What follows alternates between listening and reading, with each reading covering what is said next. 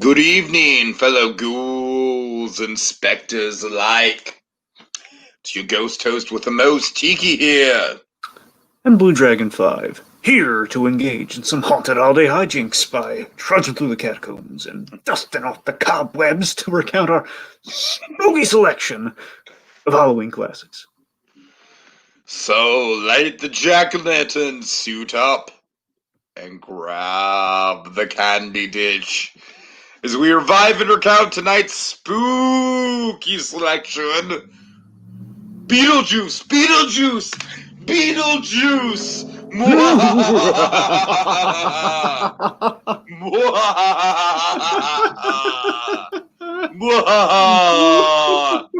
It's showtime, folks. Showtime, all right, folks.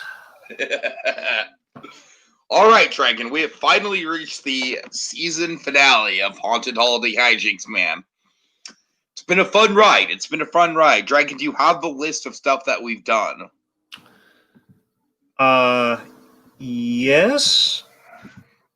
Okay, I'm just saying we're gonna need that for the end of the show. Right.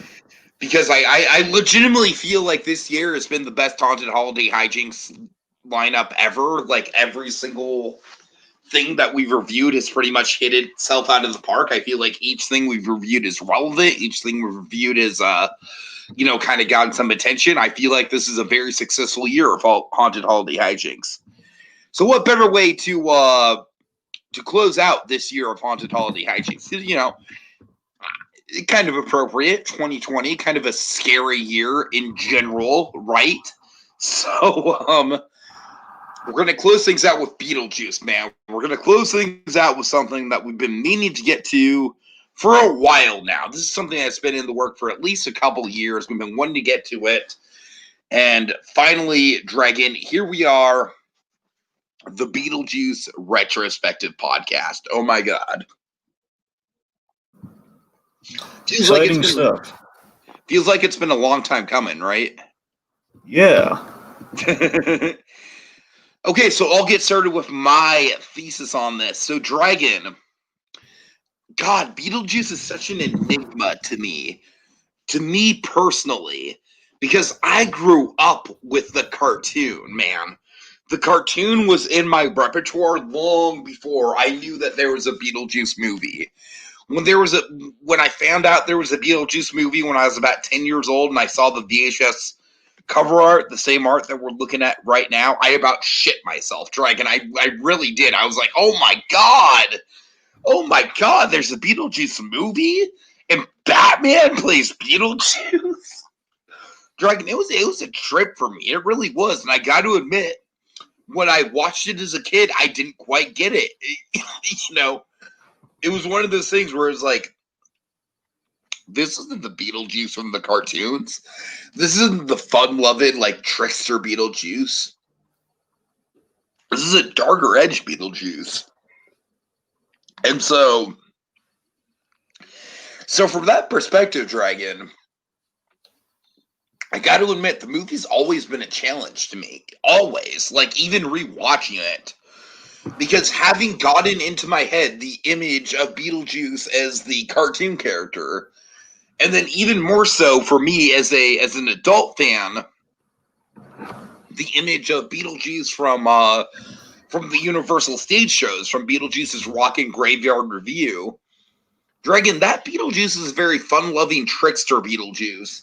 And the Beetlejuice in the film is a very, like, kind of sleazy, used car salesman, perverted, borderline sexual harassment, maybe not even borderline. Oh, where are you getting borderline from? I know, right? So, Dragon, that being said, the film has always been like an adjustment for me. You know what I mean? Like, I am so much more familiar with the cartoon and all the other iconography associated with Beetlejuice that the film to me is just kind of weird, just because it's like, it's not the Beetlejuice that I associate with. It's not the cartoon Beetlejuice. It's not the Universal Studios Beetlejuice.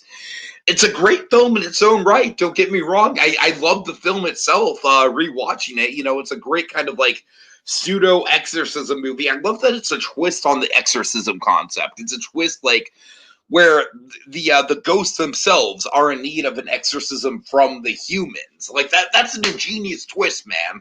I love that Beetlejuice is kind of like the human exorcist in this movie. That's a great plot and great world building. I mean, the movie itself sings. It really works incredibly well. Dragon, it's so weird. It's like I don't even want to knock it against the movie because obviously the movie came first. The movie is everything. The movie laid the foundation. But I just find it to be a fascinating case study to where the Beetlejuice that we know in pop culture and the pop culture osmosis is really not necessarily the Beetlejuice we get in the movie at all. You know what I mean? It's like we imagine Beetlejuice as this fun-loving prankster, and really Beetlejuice is kind of a dick. He's kind of a dick. So yeah, I mean, I don't know, Dragon. This movie, it's very interesting. I mean, I won't say it's not a great movie. I mean, I definitely think it's one of Tim Burton's masterworks for sure. I mean, in terms of just style and editing and art direction and all that good stuff, it's easily one of Tim Burton's best movies. But it's just a weird case study because the pop culture osmosis for this movie really is challenging for me to kind of associate with the sleazy used car salesman with sexual harassment issues version of Beetlejuice. All right, Dragon, that's my thesis. Right. Okay, well, here's my nostalgia. So, so I get a lot of nostalgia for this via, do you remember on the Batman DVD set where you had the Shadows of the Bat documentary, the whole cinematic saga thing? Yes, I do. Yes, of course. Okay, How so could I forget? So my two introductions to this movie were one, just a few images of this movie from that documentary.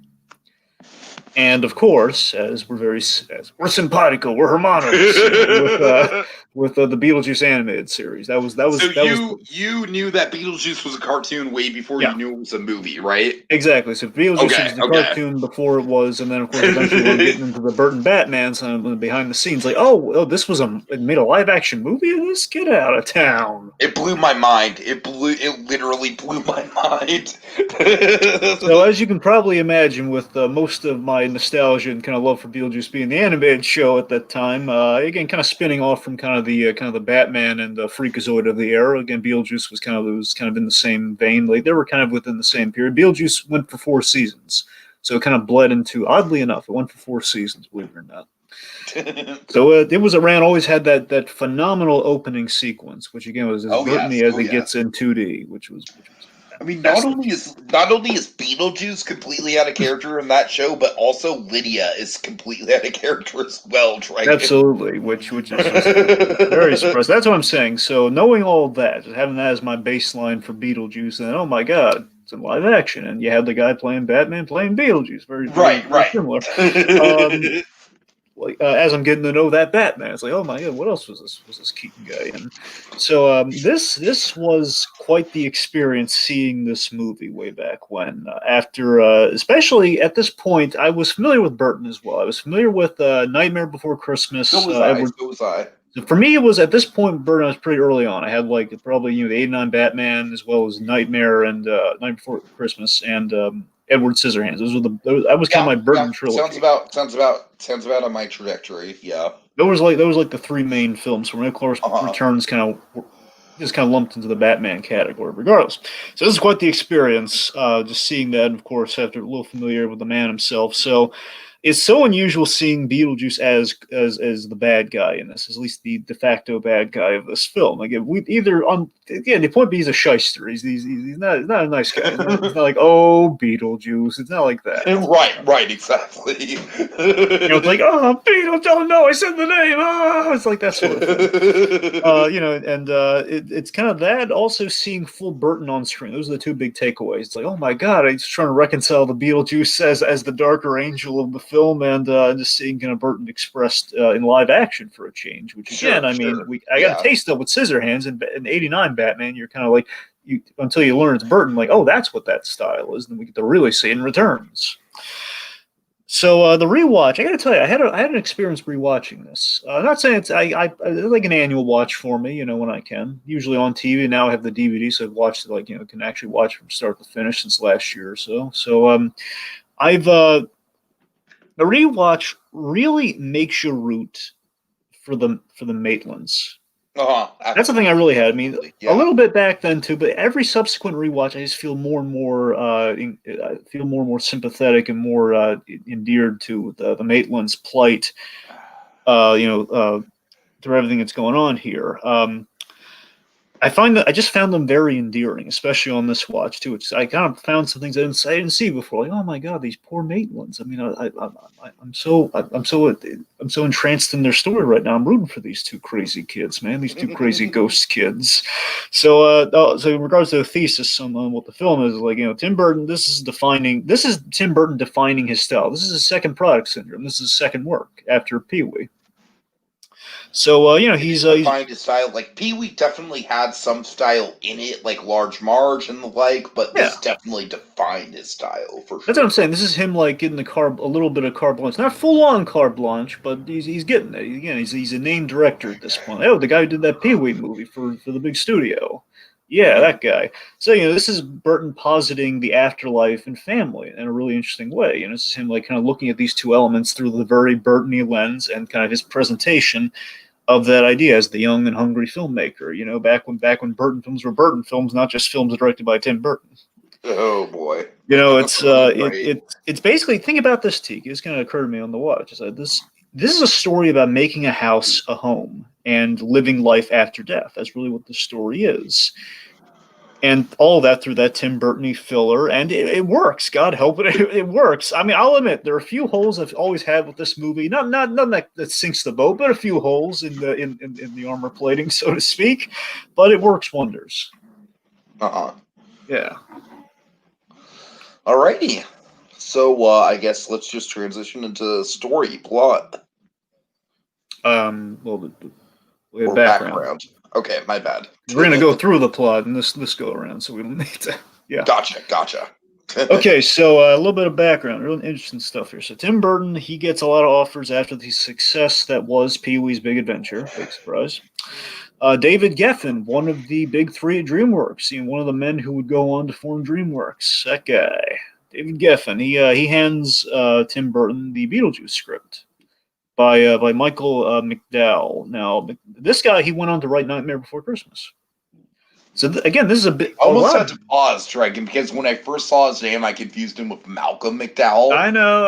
And I was like, wait a minute. But think of all the events that are kind of coalescing. Like Burton's, again, everything we know him for now is kind of coming into formulation in this film. A little bit of Pee-wee's Big Adventure. The early films, again, a little building blocks. The recurring players within the films. It all starts here. So, he meets, Michael McDowell has written the script that Burton's kind of looking over and he's interested. Basically, there are a lot of scripts at this point in the wake of Poltergeist and I believe Exorcism of the time where we're like, hey, let's do something with ghosts. Ghosts are popular, right? Right. And of course, okay, let's take the ghost in the house setting. Mainly, that's the big Poltergeist impact, a whole house setting of a ghost. But the initial script, McDowell's script, was way too dark. I mean, really dark. I mean, like the car accident at the opening was not like, oh, they're splashed in the water. Like, no, there was drowning. There was like brutality. It was not pretty. Beetlejuice, he's trying to kill the family instead of scare him. He's trying to more so consummate the relationship with Lydia than marry the girl.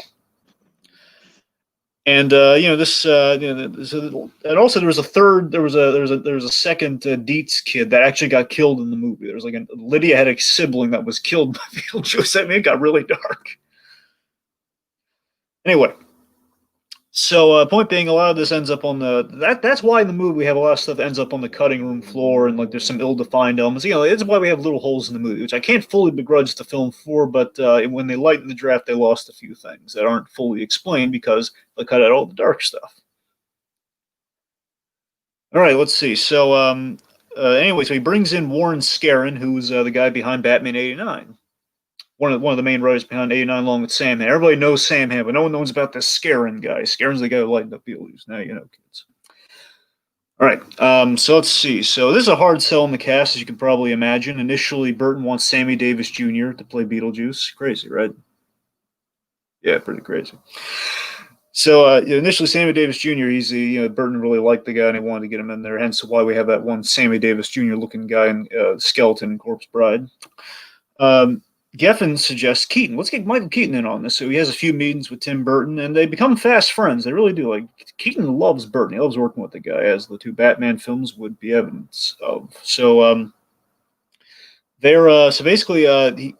Keaton just can't wrap his mind around what Burton wants here. He likes the guy. He wants to work with the guy. He just can't wrap his mind around what the heck is he looking for. Where it's okay, this guy exists in all times and all space. So Keaton really wants to work with him. He's kind of ruminating. What is he saying here? So he kind of brainstorms and he comes up. Essentially, builds the character up.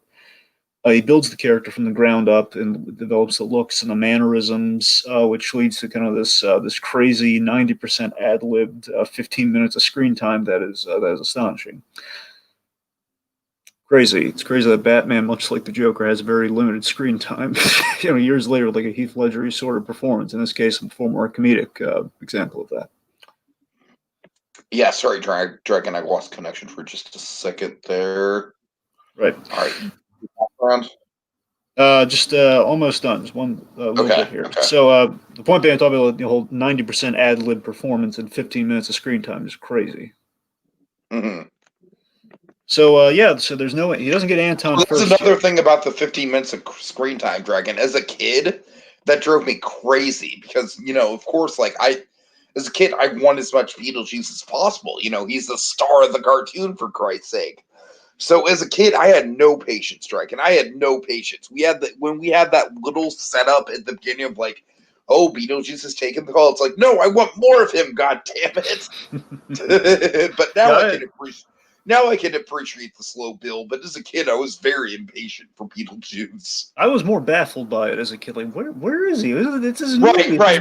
Yeah. Where is he? But I mean, yeah, years later, we have all these iconic performances, like an Anthony Hopkins or a Heath Ledger, very minimal screen time. But my God, they do what they do with it. That's what I'm getting at here. So I would also say maybe to make it relevant to what we've been talking about, Creature from the Black Lagoon doesn't really get that much screen time in the movie. That is true. But yeah. Right. So, anyways, of course, he does. In terms of production design, he doesn't get Anton first. That has to wait. He's got to wait till the next movie for Anton first because he's busy with ridiculous films at this point. He gets Bo Welch instead. Who, by the way, Bo Welch, he gets to marry Catherine O'Hara. Kind of fun. All right, so this is Keaton's favorite film that he's done. Last he mentioned, I guess, one of his favorites. Alec Baldwin. Opposite story. He's not happy with this one. He's really not happy with himself. It's more so he's not happy with his performance in the movie, which I think is crazy. I think he does a fine job. I think my dad confused him for Belushi, Dragon. Really? Yeah. Belushi? Yeah. That's crazy. Also, the fun story. I don't know if you heard about this, the whole title thing, where the studio wanted to call this thing House Ghost, and Burton thought it was ridiculous, and he's like, "Let's call it Scared Sheetless." And they actually considered it. Just every studio fear Tim Burton's ever had kind of realized in that moment of oh God, they want to change the name to something silly. And let's take any suggestion, and they'll make it work. Oh, God. And, of course, Tiki and I, as we've kind of gushed over, gets an animated series from 89-91, gets a Universal Rock show, and, of course, Beetlejuice goes Hawaiian. Both of which things are not really in character with the actual Beetlejuice from the movie. Now that we know, sure, it's not. I'll buy the Rock. I can buy the Rock show maybe a little bit more. It's an ego thing, but definitely not the animated. No. I'm gonna pause and just say that the Rock show, Dragon, he is just as much of a fun-loving trickster as he is in the cartoon series. All right. There is nothing in the Rock show to indicate that he is a sexually perverted trickster like he is in the movie. All right, fine. Of course, famously there was the talk of a sequel with Beetlejuice Goes Hawaiian, but there's over the years there's been a lot of talk like, hey, are you going to do another? Every time Keaton's on the couch doing an interview, they always ask him, is there going to be more Beetlejuice? It's the number one question he gets. And currently it was getting a lot of traction, but now, especially now, it got shelved. For all intents and purposes, shelved yet again. So I wouldn't expect it anytime soon, kids. All right. It lives on as a very popular Broadway show, though. Yeah, it's crazy how that worked out. I mean, every time I hear Broadway show, all I'm thinking of is the graveyard, is the rock and roll review show. No. I'm serious. The actual Beetlejuice Broadway show is legitimately very good. I mean, I buy it. I'm just saying that's every time I'm just saying that every time I hear these, you got a show, like, I'm in disbelief. But yeah, Right. all right. All that said, all the upfront business taken care of. Let's. As a matter of fact, Dragon, in the Broadway show, he might be more of a sleazy used car salesman than he is in the movie, believe it or not. Let me like I can imagine just Death of a Salesman with Beetlejuice right now. How fun that would be. Right. Anyway, so yeah, let's break this puppy down. Basically, let's go over kind of the big old talking points per the act. So let's go through Act 1. All right, start us off. Okay, so the Maitlands. Let's talk the Maitlands' life, but more importantly, death. Yeah, this was a risky move for the movie to take. Like the first 5 minutes or so, showing a happy married couple. Yep. No frills, just happy married couple, married life. As you will. Yep. We can't just float around married life without killing a married couple. It's just back to life these days. So yeah, I really enjoyed the chemistry of Alec Baldwin and Gina Davis. You know me, I love Gina Davis, and this is one of the reasons. I mean, Gina Davis primarily for A League of Their Own, but she's fantastic, and I gotta tell you, and their chemistry is really good. You really like him as a married couple. Am I right? Sure. Yeah, and again, the subsequent viewings, as I mentioned, you find them endearing, the relationship. They have a really good partnership within the marriage. Like they're really there for each other. They're kind of cutesy at the start. It's like they're on a second honeymoon with their little home vacation. And these are the little details I picked up on the rewatch I never quite picked up on before, or at least like for many years upon rewatches, where they own a hardware store, which is in a small Connecticut town, which is why they can afford the nice big house that's too big for them. Right. And here's the bit that I caught this watch I never caught before, and I feel stupid for never catching it. It really touched me. The fact they were unable to have children, that one really stuck with me. It's the fact, like in the real estate lady drops by and says, "Hey, you have this big house. You guys, you're unmarried. I mean, you're married. You don't have a family." Oh, I didn't mean that. That moment really stuck me. Oh man, these poor kids. They can't. And knowing what happens, and they're gonna die. No. So how much sadder can it get? And I just really love how that recontextualized things for me. It really added an extra layer why I like these two crazy kids. Sure, absolutely. Of course, the effing dog at the covered bridge. Right. And the swerve to avoid the dog. And what does the dog do in return for this kind act? Kills him. Kills him. It's the dog and that real estate lady. Real estate lady is the reason they're dealing with the Dietz. The real estate lady is a piece of work, though. I'll give you that. She is. It's that dog and that Jane, that crazy Jane. Yep. She's not Mary Jane Dragon. She's Crazy Jane. Yep. For the Doom Patrol fans out there, they're going to really like that. But, yeah, I mean, again, there's a couple that's content to life's challenges so long as they're home and together. And boy, oh boy, are they going to be home and together, given their current state. Speaking of which, so let's talk Afterlife here. Let's talk the Handbook for the Recently Deceased. I like the fact that this book basically contains all the rules, and it's just kind of like laying out for anyone to see, including the living. Yes, but again, the big kicker, the little security proviso here, reads like stereo instructions. Right. So yeah, what we get from the Handbook is really. Have you noticed, kind of like Nightmare Before Christmas and such? We have like these movies around this time of year. They really kind of blow up in terms of like salesmanship, and you find them all over the place. The Handbook for the Recently Deceased comes up a lot for this movie. That's like the totem of this movie in terms of like people like buy it on keychains, on like magnets and stuff. Stuff. People dig this book, and the book's great. I will admit I haven't seen it nearly as much as like Jack Skellington merchandise. No, I'm just saying like next to the Jack Skellington merchandise, it's there. It's like not as plentiful and like marked. I'm just saying it's like, hey, it's there. It's over here. That's cool. It's there. Sure. Yeah, so basically all of our fun, illogical ghost logic of the film emanates from kind of the Handbook stuff here. Where basically we learn that haunting. Basically, this whole movie is haunting from the ghost's perspective, which I think is genius when you really look back on it. Like, I really do too. I think that the ghost perspective of the haunting is just really the thing that brings this film to life. Absolutely. It's one of those things you just never see in ghost stories, like the fact that they need an exorcism from the humans. It's just like, that's Burton magic right there. No one else but Burton could have thought of something like that. Exactly. It's untapped potential of the highest order in Uh, regard. And of course, like let's talk about the little details with the realization that you're dead. Think about this is what I'm talking about. This is the thing the movie really has a big old feather in its cap with years later when you can appreciate after you get past kind of the PTSD of, but where's the cartoon? Is that I just love these little touches, like the horrifying realization in the little things. It's like dream logic, where you return home, but you can't remember how you got there. Right. And this whole run of like you're kind of in the state of which you died. Now you're probably wondering why aren't the Matlins like water soaked every scene? Well, it would have been really hard to do that and also keep them compelling if they're always like soaked to the brim. So I like to think of it as the Matlins are like they're together, which is how they're together and in the house, which they're taking a home vacation, so that's their death. They were on home vacation. That's why. Let's write away that plot hole. It's fine. Yeah. Yeah. You want to talk some sandworms? All right, go for it.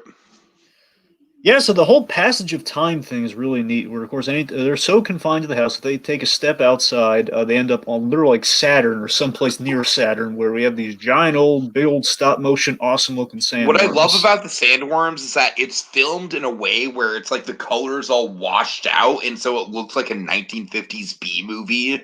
Yeah. Oh, yeah. You're right. Yeah. So yeah, we're working with the limitations because there was a budget on this film, which again, some of it's going to your celebrities, and a lot of it we get Robert Goulet in this movie. That costs money. Right. I don't care what you ask. But yeah, just kind of adds to like working with what you have. Absolutely.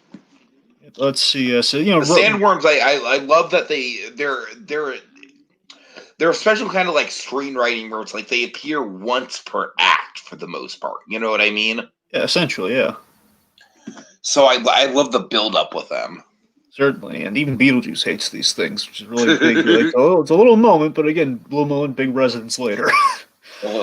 So so the whole kind of the rules of it all here. Basically, the book is a great symbol of bureaucracy and just the guide to death and the afterlife. Just kind of again, Burton just kind of taking all the fun out of being a ghost. Like, ooh, I'm a ghost. I'm gonna haunt people and do that. Like, no, you have a book of rules you got to follow. And you got to. And basically, it's like three enable things we learned from the book here. One, they're going to be around for 125 years to haunt the house, which is interesting.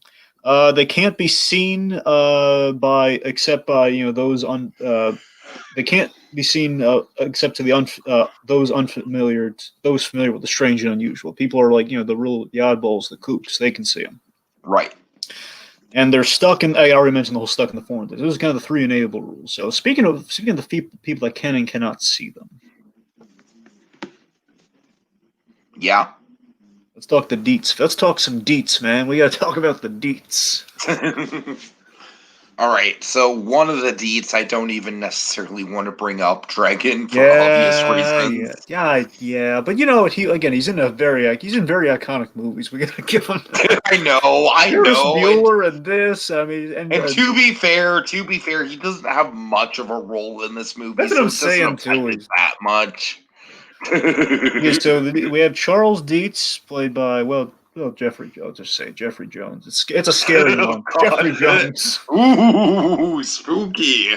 He's playing Charles Dietz, and again, I just love how they captured the spirit of these actors. They couldn't use the likeness, but they captured the spirit of them in the animated show. So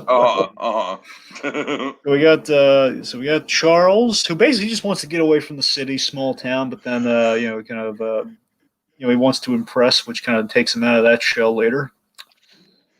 And we have the real star. We got Delia, played by the wonderful Catherine O'Hara. Sally for the kids out there. Yeah, she's great. She's great. Yep.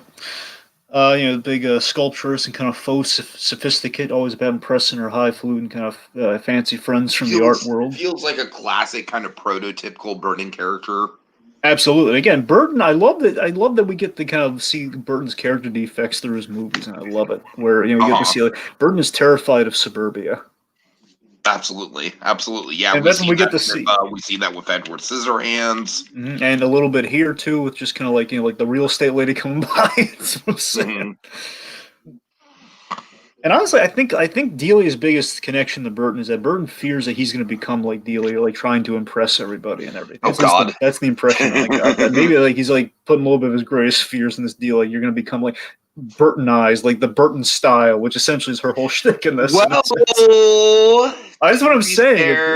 Yeah.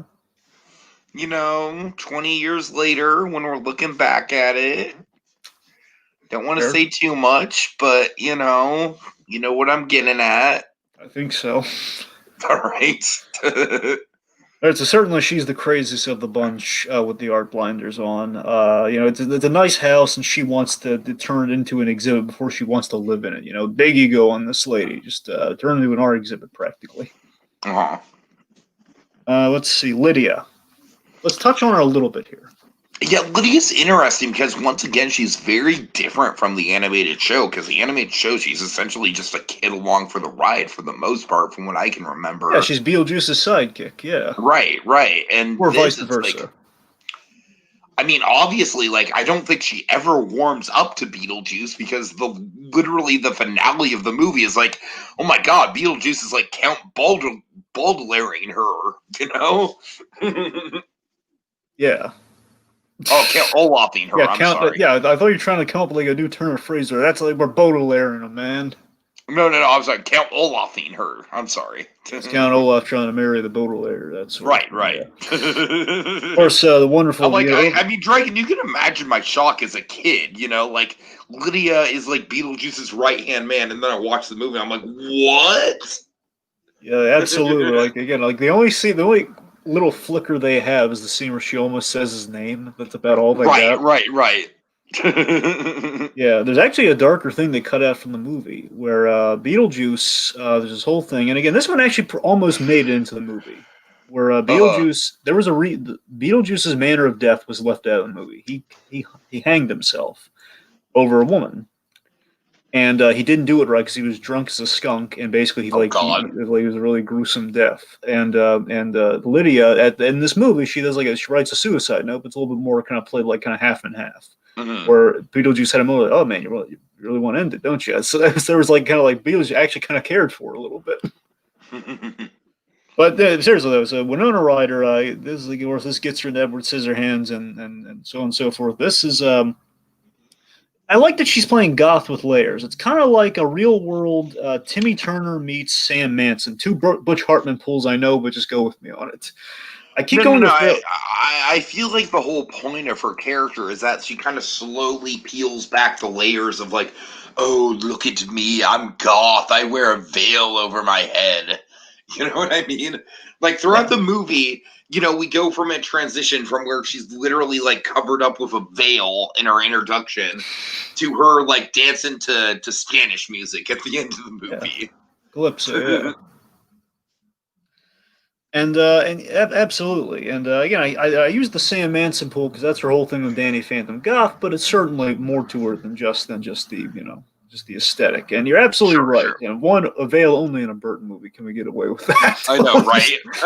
Only in a Burton movie can we even just like fathom. And again, as a fan of the cartoon, first and foremost, I was very thrown off by the veil at first.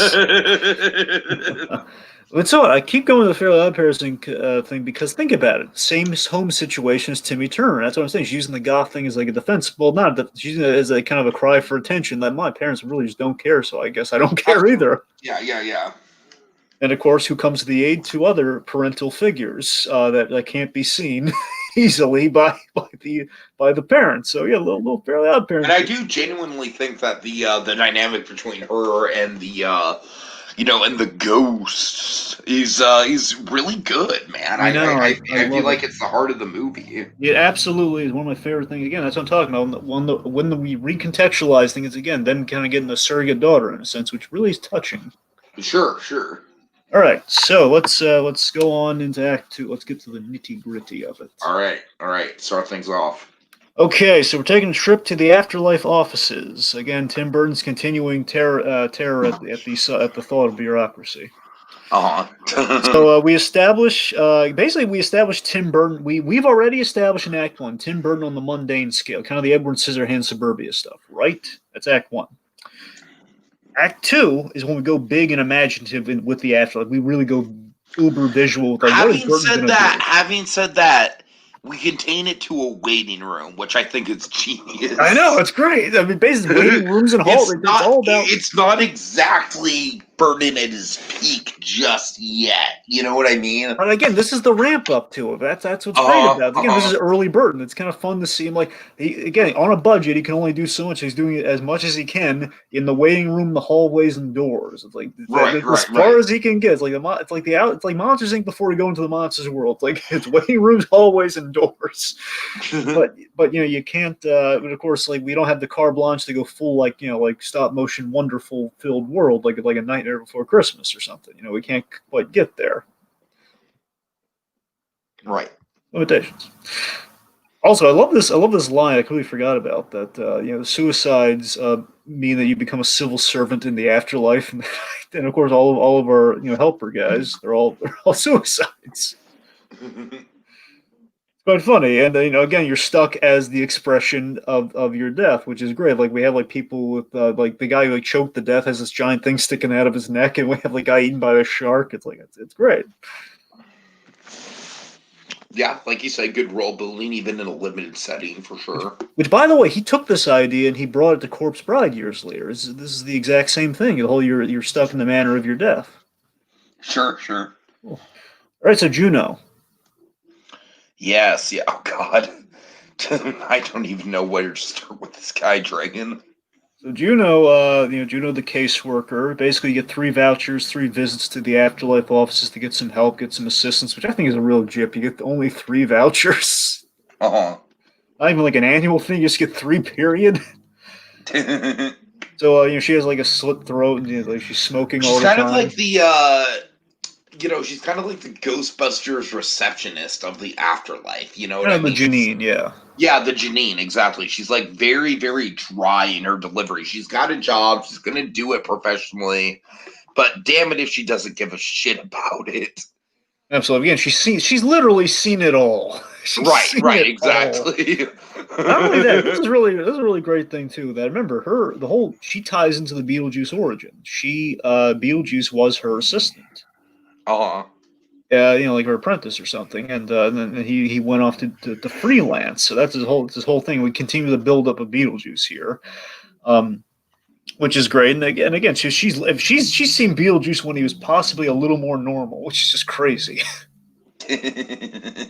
So one thing I want to get in there too is I love the thread that we keep building within the theme of home within this film, where again we set up that death for a ghost is exorcism, which is a big thing. Basically, exorcism in this film is like it's like the Hercules scene. Remember when we have like the souls going around Hades' place in the underworld, and they're all like creepy and ghost-like in the swirling toilet.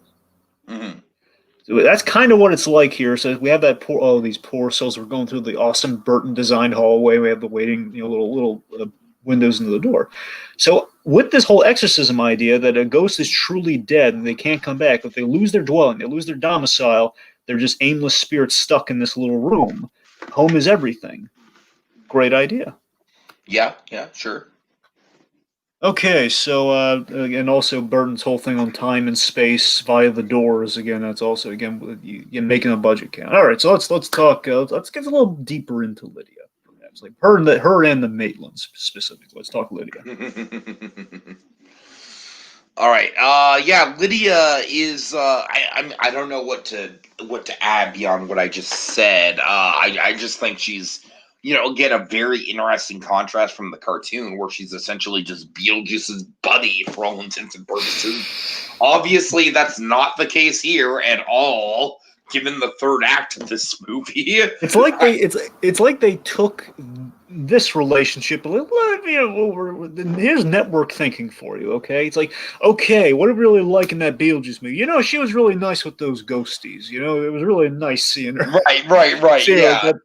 But, we can't quite do that because, let's be honest, married couple in animation, boring as heck. We can't do it because I don't know why networks hate just marriages and relationships and stuff like that. We can't do really it. do. They really do. So who was the big standout? Keaton, of course. Keaton. Why we got to do Keaton in there? We got to put it's the namesake. We got to put him in there. So we like Lydia. We like Beetlejuice. Let's put them together. Yeah, that's pretty much it, Dragon. That's pretty much it. Yep. And again, as I already mentioned, the idea of Lydia becoming the child they couldn't have is really nice. We have some fun bits, like the whole sheet ghost introduction is really fun. I mean, I just love, again, Dragon, we're going to go back to one of the terms that you and I just keep going back to through all the years that we've been podcasting together, illogical logic. Illogical logic. Absolutely. With the sheet ghost and everything like that, it's perfect. I feel like this movie has a perfect amount of illogical logic to it. Absolutely. Again, Handbook for the recently deceased being kind of the cover jacket to it all. Sure. So yeah, I love that think about it, these three characters, they're kind of cosmically fated to be there for each other in that sense. It's she can see them and she can help the ghosts where again they kind of they need it, and she also needs to be heard by some people. But again, these are by people who can't be heard by anybody else. Right. So it's kind of a perfect trade-off. Absolutely, and of course the bonding to the point of completely changing the plan to scare the Dietz out of the house, and I don't know why I love this is just me and my gushing over Gina Davis, so indulge me for a mere moment. I love Barbara going the bat and being really protective of Lydia against Beetlejuice. So after what happened to her in that meeting Beetlejuice scene, it's like, oh no, we can't. Well, I mean, it makes sense, Dragon. It makes sense because Beetlejuice is literally just all over Barbara, man. I know. To the point where it is straight up uncomfortable. It is in today's day and age. Exactly. So I love that she's like, no, I can't introduce Lydia to that guy. I can't. Again, being really responsible. And again, in the cartoon, not only is Lydia introduced to him, but she's kind of his right-hand man. It's like Beetlejuice is like her Cosmo and Wanda, so to speak. He's the magical entity in her life. That's the idea in that cartoon, right? The animated series. Here not so much. All right, so speaking of Beetlejuice, we talked him up. We've been name dropping the scene. Let's talk about one of the big money scenes. A snippet of our 15 minutes of Keaton in this film. Let's talk the model meeting of the very unmodel Beetlejuice. I mean, he's basically just like a sleazy, sexually perverted used car salesman, Trek, and that's all I can describe him as. I just love his big. Remember, we keep within all the build-up outside of him reading the newspaper. He has the used car commercial, where more so it's like a Saul Goodman commercial, but less classy.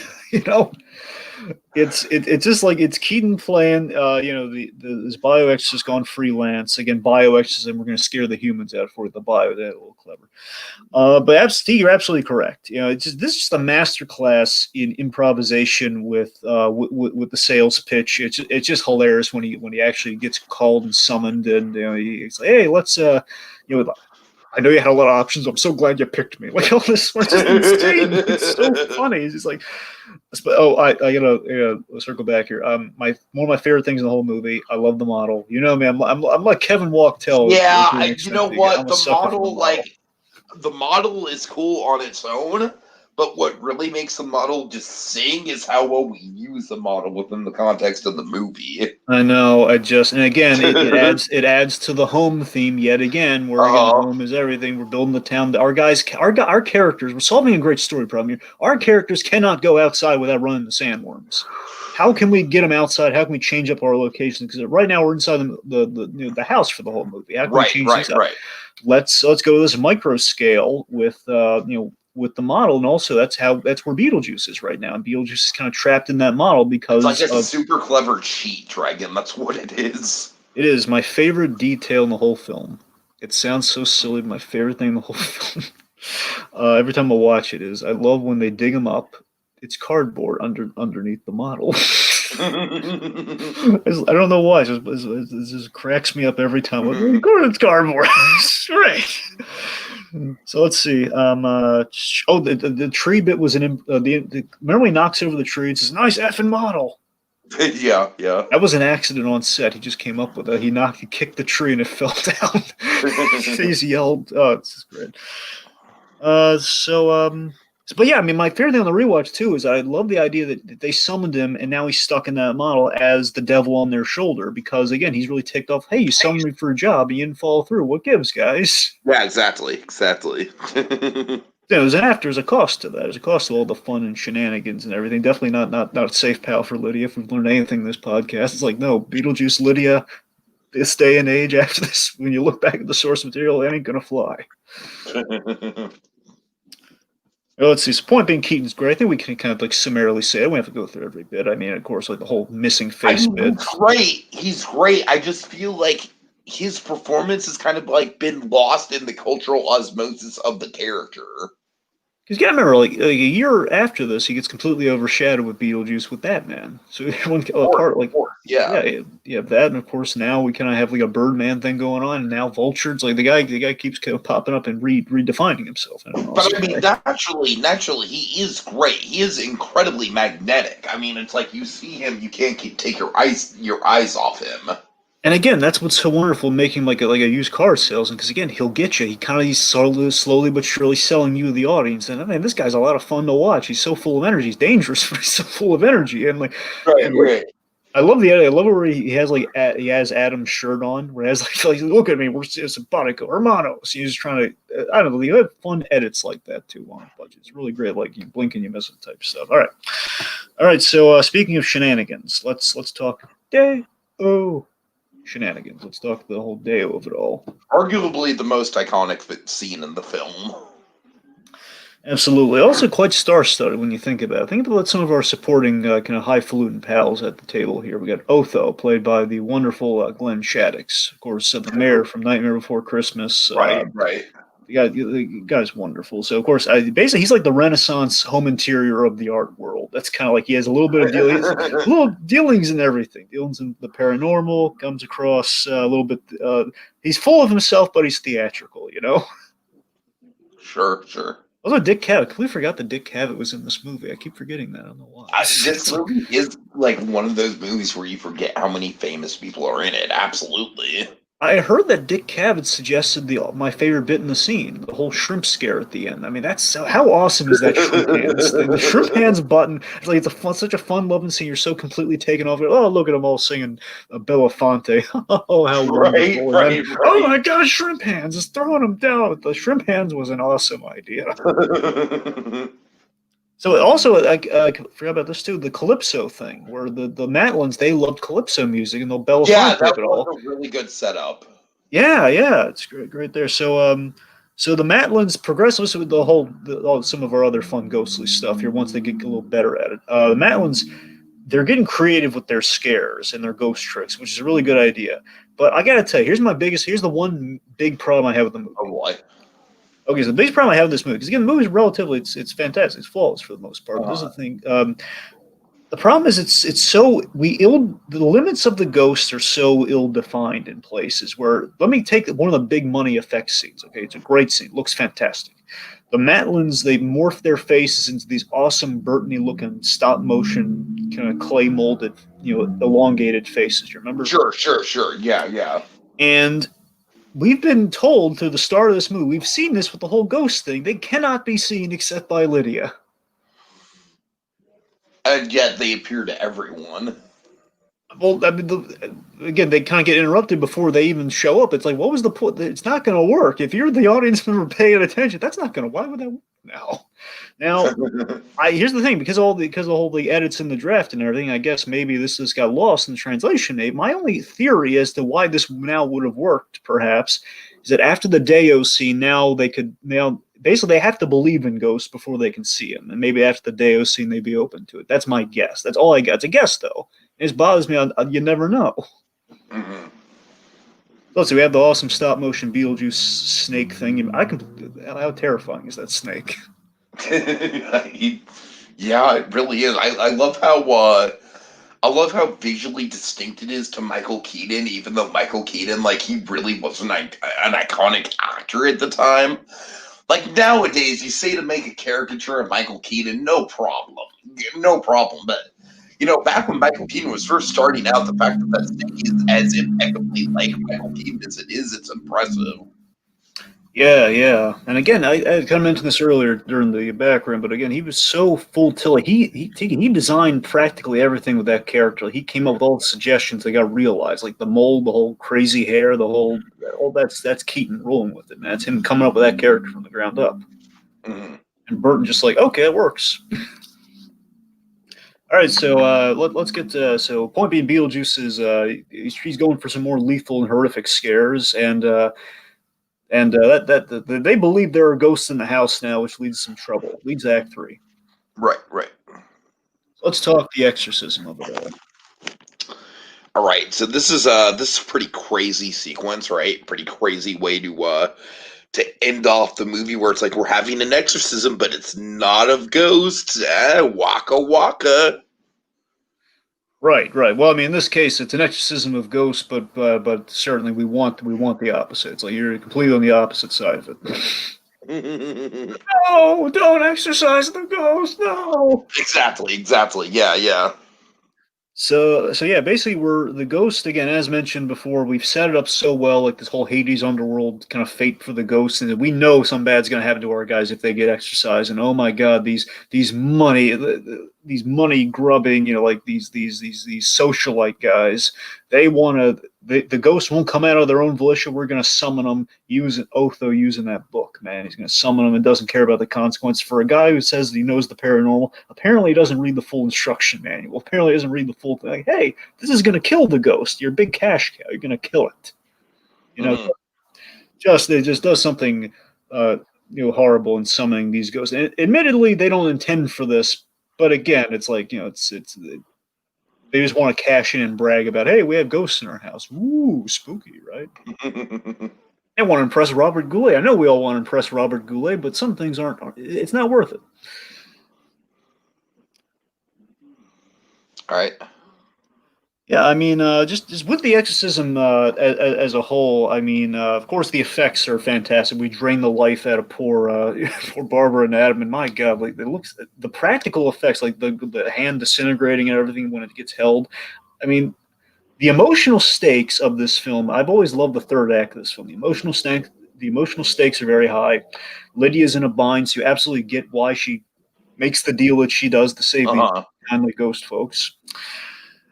And I love, contextually the stuff that's there too. Like, the fact that the Dietz family, just Otho and the whole gang, they don't respect it. If we don't respect the dead, they truly die. It's like the Dios de los Muertos of it all. If we don't respect, absolutely, yeah. We don't respect the house and everything, and this parallels the whole like sanctity of the house and the whole house sale. And think about this: when the house was put up for sale, when you put a house on sale.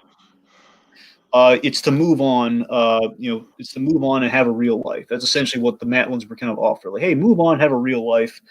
Where, of course, the Dietz family completely oblivious to the history of the nice folks that lived here. They're just moving on. They're moving on very cavalierly versus like living as a family. It's all about like the hey, big opportunities versus hey, let's just live as a family, which is it's good stuff. Sure. All right, so let's talk about the man re-enters our film in a big way. Let's talk about the showtime, folks. I mean, it's really interesting, Dreg. It's really interesting that it takes until the end of the movie for Beetlejuice to truly become like any sort of form of what he is in pop culture osmosis. You know what I mean? Absolutely. This is one of the absolute go-tos. I mean, when we give him a catchphrase, an indisputable catchphrase that's shared by Bob Fosse. My God, fantastic. It's the money sequence of the film, for sure. I mean, think about it. Beetlejuice is in the accoutrements that we know, that we identify with it, as you're saying. He's in the black and white striped suit. We do the name 3 times. By the way, it's that device. How do you feel about the whole saying the name 3 times? I personally love it. I think it just instantly makes him more iconic. It instantly just kind of reaffirms the rules. It's like you can't think of Beetlejuice without thinking of the fact that you need to say his name 3 times. I feel like it's a better version of that role than Candyman or some shit like that. You know what I mean? Yeah, it's simple, effective, and you can't beat the rule of three. And I heard that I kind of looked back on it again. Like there's a motif with Beetlejuice built in this whole movie with the rule of three. Like all the signs, like Beetlejuice, and then you go down to the grave. The third time is Beetlejuice pointing down, and like his number. Think about his number at the end of the movie that he's trying to get the number 4. 1, 2, 3. Then Beetlejuice. 3. A lot of threes. Then we get like, this is the stuff I saw during that Batman bonus feature. This is where I saw like him with the carnival hat and everything. I see he was wearing like a little carousel hat and these doing like the strength tester and Robert Goulet sent him out of there. A lot of great shenanigans going on here. A little Kmart shoppers runner. I love it when he terrifies Otho. By the way, like, hey, round boy. We're gonna have some laughs, and he kisses him, and he's terrified. So the whole movie is basically like a build-up to Beetlejuice, kind of like doing what we know him for. You know what I mean? Invited the vampire into the house. Right. Which I feel like is, as a filmmaking structure, it's kind of interesting. As a pop culture osmosis study, it's even more interesting.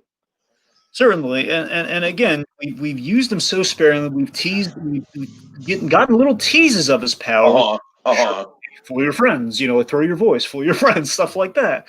But again, like in Beetlejuice, you believe I think the logic is if you've been dead for a really long time, he can be seen. He can be seen easily. He doesn't have to worry about the Matlin thing. So it's like, oh my god, he can be seen to be believed, which makes him even more terrifying, and he can do all this sort of stuff. And again, Burton flirting with a little bit of the carnival circus of it all, these shenanigans. Putting Otho in a blue leisure suit, which offends his interior designer stuff. It's just such a ridiculous way to get rid of somebody, but it's fun. All right, so then we have one of the all-time great climaxes. My God, again, I love the climax of this film. It's the wedding climax. So Lydia's in a bind here. I mean, like I said, it is kind of a series of unfortunate events, and it is very uncomfortable in the way that is also uncomfortable. But I love how equally, again, it's dark, but it's also kind of funny here. Beetlejuice, he's selling it like the marriage of convenience, so he can be set free. I guess the idea is implied. It's a foreshadow of what the Dietz family and the Maitlands do by the end of the movie, the whole cohabitation. I think that's kind of what it's supposed to be. You can go into the other country if you're married to the other person, sort of. Right, yeah. So, I always love the mantelpiece being formed, the preacher coming out of it too with the stop motion animation, and we have like all these statues coming to life. Really good Burton stop motion here. But the rule of three tension is so palpable, and you're so sucked in, right? Just like, oh God, say the name a third time, get rid of it. Right, absolutely. Lydia, and again, just Keaton's reactions are priceless. The whole like he pulls out the finger with the ring on it. It's like, she meant nothing to me, I promise. Unequivocally on fire. And then I love that we end this movie again with the Pixar, the illogical logic of it all. We can kind of touting off. Big old matchstick moment in this film. We can't say Beetlejuice a third time, so what do? We got Barbara outside on the sandworm, riding it and eating old Beetlejuice. Which is great. It's a great payoff to the sandworm of it all. It gives the sandworm a reason to exist outside of just being a cool design. And it incorporates our three worlds all together in one scene. We have the house, we have Beetlejuice, we have the house, the model with Adams on the model, and he crashes the thing into his foot, and the sandworms, the outside of the house and the model. It's perfect. All right, so day is saved, and then a little epilogue. See how everybody made out in the end. Shake, Sonora. So yes, and again, Dragon, I'm sorry, I have to keep bringing up the same point, but very odd ending for someone who was into the cartoon. I was like, okay, so she's friends with a ghost, but what about Beetlejuice? Like, there's nothing about Beetlejuice. I know. I'm the time I had that, but you know what I've had too? It took a lot of viewings over the years for me to finally get what this ending was. I didn't quite get. I always thought like this doesn't make much sense now, but my thought process was, did they swap places where they're alive and then the Dietz are dead now? Is that what happened? Oh God, no. Again, so that was just way too complicated. I know what I'm saying. It looked like they were living in the attic. That's why I was asking. Why is he reading the book now for the dead? But of course, Had I just read it, I would have known. Oh, it's literally spelled out right before your eyes. It's literally, so again, this idea though, it's really, years later, it's a good idea. The Maitlands and the Dietz are coexisting. They got a new book, Living and the Dead: Harmonious Lifestyles, for peaceful coexistence. Delia is now a lauded artist after her Beetlejuice experience with her Beetlejuice inspired art. Makes sense. Loves it. And seriously, Barbara and Adam having a family in this really unconventional sense. They filled out the big house the real estate lady was chiding him for. Look, they filled out that big house. They're all living very happy under it's nice. It's nice, yeah. They have the kid and Lydia, even though the parents are kind of wrapped up in their own stuff. The kid has the Maitlands, and we bring back the Calypso. We're jumping in the line. all right. Jumping in the line. Beetlejuice is trying to jump in the line. That's great. right. Yeah. Okay. All right. So final thoughts from me, Dragon. I got to admit, man, it's taken me a literal lifetime, to get over my connection to the animated series, and by proxy, my connection to the Beetlejuice Rockin' Graveyard review. I still feel like this movie's weird. Like, I honestly, like, even now, even at 30 years old, I still feel like I wish I would have watched this movie first and the animated series afterwards. I still feel like I have a weird, like, alternate vision of it, because I'm so familiar with Beetlejuice and, like, the pop culture osmosis sense of, like, what he is, that this movie is weird. This movie is a very, very distinct left turn from that. But by the same token, I mean, it is one of Tim Burton's masterpieces. I mean, let's not mix words here. I mean, this thing's got the atmosphere, got all the acting, got all the world building. It works really well on a budget. Michael Keaton is just absolutely on fire in the limited screen time he does have. All the actors, except for Jeffrey Jones, maybe, give it their all. And yeah, I think this is a classic. And like I said, I truly don't think I'm ever going to completely get over my thing of, like, this isn't the Beetlejuice from the cartoons. But you know what? That's not the movie's problem. That's my problem. So, all right. Legacy for me. And before just bring up the whole rock and roll review thing. That terrified me as a kid. Did it really? A little. Honestly, here's the thing. I mean, it's easily the most lighthearted Beetlejuice has ever been in pop culture. Well, maybe terrified's the wrong word. I was it wasn't Beetlejuice that they had. There was the pyrotechnics of that show that kind of got me as a kid. It was really. I mean, fair enough. I remember being intimidated by the pyrotechnics of the Batman and Robin show at Six Flags. So yeah, oddly enough, that one didn't bother me. But again, probably obvious reasons for that one. Of course, you're safe. Right. Come on. Anyway, so back to the kind of thoughts on the legacy as a whole here. So just again, this was the second product syndrome from Tim Burton that really opened a lot of doors for him. Think about this. Without this, you get no Keaton. Tim Burton doesn't meet Michael Keaton without this movie, and it's a facto. I'm not saying it never would have been made, but we don't get Batman '89, which means we don't get the aesthetic for Batman the Animated Series, quite possibly. Sure. The film that they kind of showed, it really showed what that different-minded CalArts student, what his work would look like in live action outside kind of the large Marge antics that we kind of got glimpsed at in Pee-wee. It's testing the field for the bigger works that we would later get, like an Edward Scissorhands, like A Nightmare Before Christmas, Corpse Bride, et cetera. Burton, I love that, it's the mundanity meets the metaphysical. We're looking at things from a different perspective, with the whole ghost switcheroo. It's good filmmaking, few holes, sure, but it's a very watchable and fun film that certainly has developed a following, all these years later. I mean, Burton, he's asking the big questions about the afterlife, in a refreshing, absurd, yet personable way with likable characters as well as off-the-wall characters.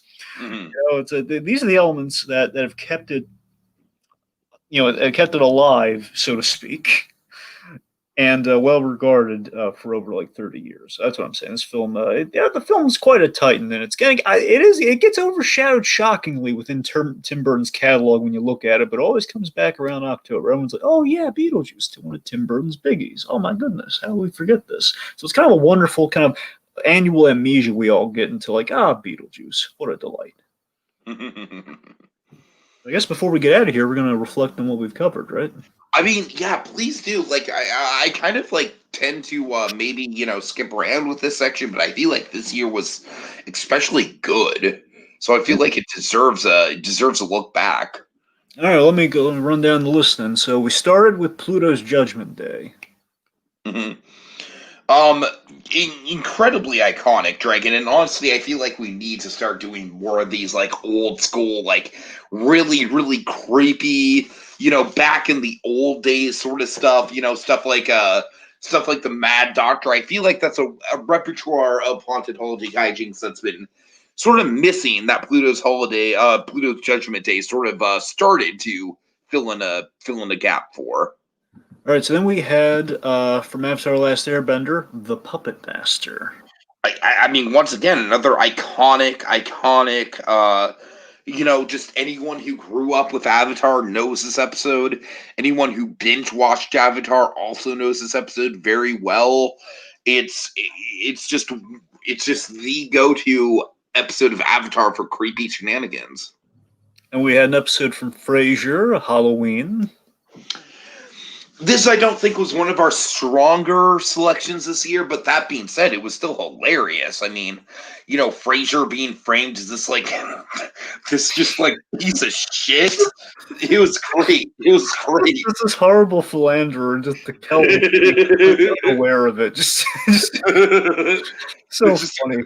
I mean, it's not very Halloween-y, but it's a classic case of just, like, misunderstanding that Frasier does really well. In a sense, we turned him into a monster, and we have trick or Right. But it was Halloween enough, and symbolically more Halloween than anything. Then we have, A Night at the Cat's Motel. I don't have much to say about this. It's iconic courage for sure. I know it's not one of the stronger courage episodes for me, but we did it because it was the first episode. So, and we have Phantom of the Megaplex. Honestly, one of the big I really enjoyed this a lot more than I thought I would. I know. I'm shocked you liked this as much as you did. It's got some great set pieces. It's got some really fun side characters that feel like they're straight out of a Scholastic book. It's got Mickey Rooney, who's just absolutely impeccable. Of course, I mean nothing beats Movie Mason, and definitely this is a movie we need for these times right now to look fondly back to. Oh my God, absolutely! Megaplex was a thing, right? All right, so then we have that's the real horror story, kids. So then we have an episode from Hey Arnold, the Headless Cabbie, which honestly holds up better than I thought it would. I think this holds up about as well as most of the other scary episodes from Hey Arnold do, especially that really creepy ending. Of course, it has the iconic, like, I just want to buy them a quality watch. And then, of course, a very creepy laugh. Yes. So, overall, that was definitely a hit. All right, then we have Curb Your Enthusiasm, Trick or Treat. You know what's interesting about this, Dragon, is that at the time I didn't think much of it, but I recently watched a video essay of from Cracked about the philosophy of Curb Your Enthusiasm, and they cited this episode a lot, Dragon. Really? They did? Yeah. So, I feel like this episode is kind of like one of those, prototypical, if you want to know what Curb's about, you watch an episode like this, because I feel like it's got a lot of the Curb hallmarks. Is it the most Halloween-centric Halloween episode ever? God, no. Heavens, no. But it's still very, very fun in the Curb Your Enthusiastic mythos. Sure. So then we have Samurai Jack, Jack in the Haunted House. One of my favorites. Absolutely. Just love the atmosphere, love the animation, love the ambiguity. And then we have King of the Hill, Halloween.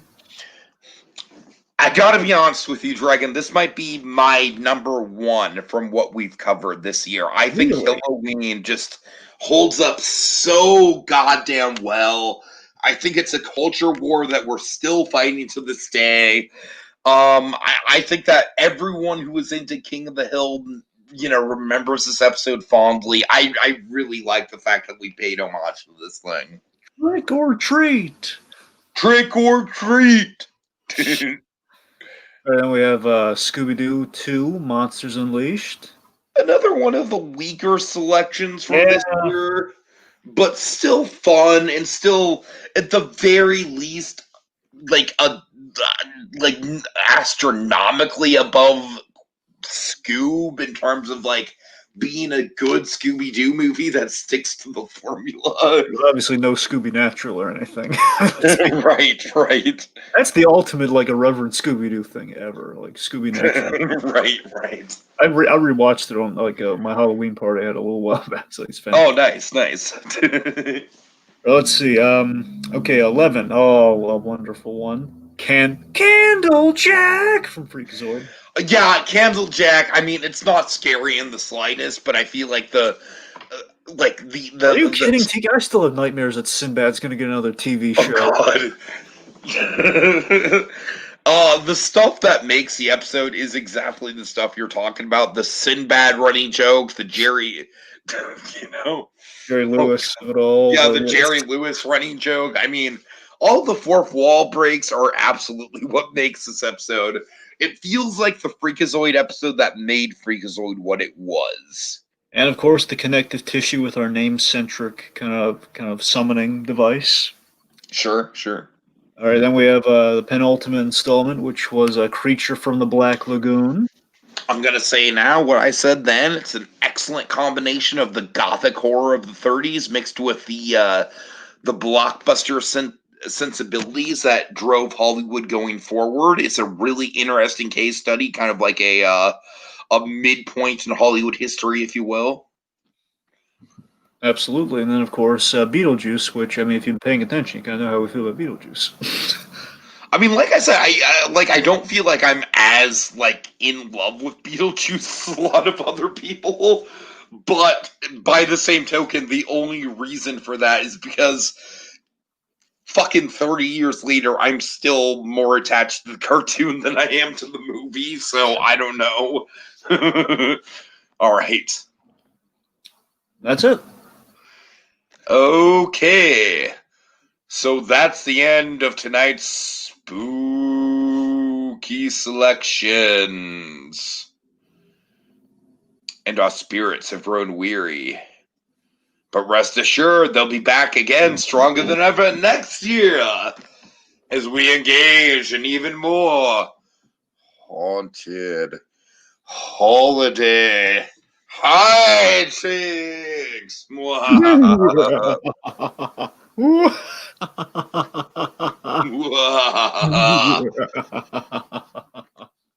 Jeffrey Jones should be eaten by a sandworm. Oh. Oh, hold on. Don't want to lock that in. Give it a few seconds. Jumping in a line. Okay. All right.